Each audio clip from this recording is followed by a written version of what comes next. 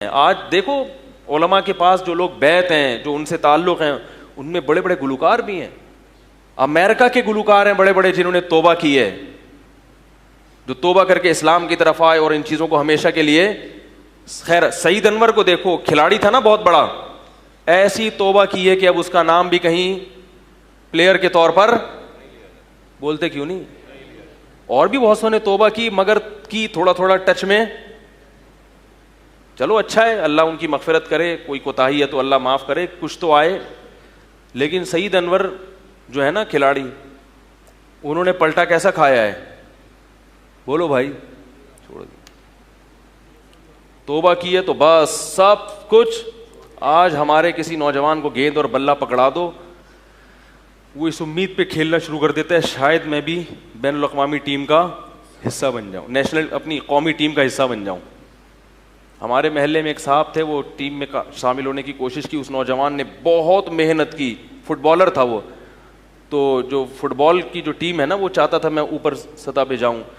कई साल उसने फुटबॉल में लगाए, एक्सरसाइज, और इतना बेहतरीन फुटबॉलर बन गया था, मगर उसकी सिलेक्शन नहीं हो सकी। तो मेंटली क्या हो गया, सेटिंग आउट। तो उससे कोई बोले कि भाई तुम तो क्रिकेट की ज़्यादा हमारे यहाँ मुल्क में वैल्यू है फुटबॉल से, उससे कोई पूछे कि तुम तो फुटबॉल में जा रहे थे, नहीं जा सके, तुम्हारा मेंटल, तुम्हारी सेटिंग आउट हो गई। हम ऐसे खिलाड़ियों को भी जानते हैं जो ऊपर तक पहुंच चुके थे, मगर उन्हें छोड़ दिया बिल्कुल। तो जब बात समझ में आ जाती है तो बादशाह छोड़ना भी आसान, खेल छोड़ना या फिल्म इंडस्ट्री से तौबा करना, ये तो बहुत बात की चीज़ है। वो बादशाह से भी तौबा कर लेते हैं अगर जुल्म कर रहे हो। और जब बात समझ में नहीं आती तो मेरे भाई फिर देखते रहो सारा दिन टीवी के आगे क्रिकेट के मैच। और जब मैं बयान करता हूँ तो बोलते हैं इन मौलवियों को पता नहीं क्यों तकलीफ होती है हमारे क्रिकेट देखने से। मेरे बयान हुआ तो उस पर ऐसे ही कमेंट्स आए थे लोगों के कि मौलवियों को पता नहीं क्यों तकलीफ हो रही। हम अगर मुल्क की मोहब्बत में क्रिकेट के मैच देख रहे हैं तो क्या जा रहा है, मुल्क की मोहब्बत में तुम अपना टाइम वेस्ट कर रहे हो। समझ रहे हो क्या कर रहे हो, अपना टाइम वेस्ट कर रहे हो। कह रहे हैं इसमें कौन सा नाजायज है, क्या टाइम वेस्ट हो रहा है आपका बहुत ज्यादा। कोई विजन बनाओ, कोई मकसद बनाओ, उस मकसद तक पहुंचने की कोशिश करो, और उस मकसद के दरमियान में जो भी चीज रुकावट बनेगी उस रुकावट को अपने रास्ते से हटा दो। बोले हमने ये हदफ है, यहां तक पहुंचना है, इसमें क्रिकेट रुकावट बन रहा है उसको लात मार दो, इसमें ड्रामे फिल्में रुकावट बन रहे हैं हटा दो उसको रास्ते से। और अगर कोई विजन ही ना हो, कोई मकसद ही ना हो, फिर देखो भाई, क्योंकि फिर तो लाइफ को एंजॉय करना है तो फिर क्रिकेट भी देखो, फिल्में भी देखो, बल्कि मैं कहता हूं फिर गुटके भी खाओ, और फिर थोड़ा सा सुट्टे मुट्टे भी लगाओ, और फिर पीने पिलाने का, जो लोग कहते हैं, मैं नहीं पीता अल्हम्दुलिल्लाह, जो पीने वाले हैं वो कहते हैं पीने में जो मज़ा है वो किसी और चीज़ में नहीं है। वो फिर पियो, क्या करो भाई, पियो, फिर उसमें बहुत मज़ा आता है, सुना है। ठीक है, तो फिर तमीज़ से मज़े उड़ाओ ना। फिर ये क्या आधे तीतर आधे बटेर। कुरान मजीद में अल्लाह ताला के इरशाद है, क़द अफ़लहल मुमिनून अल्लज़ीना हुम फ़ी सलातिहिम ख़ाशिऊन वल्लज़ीना हुम अनिल लग़्वी मुअरिज़ून।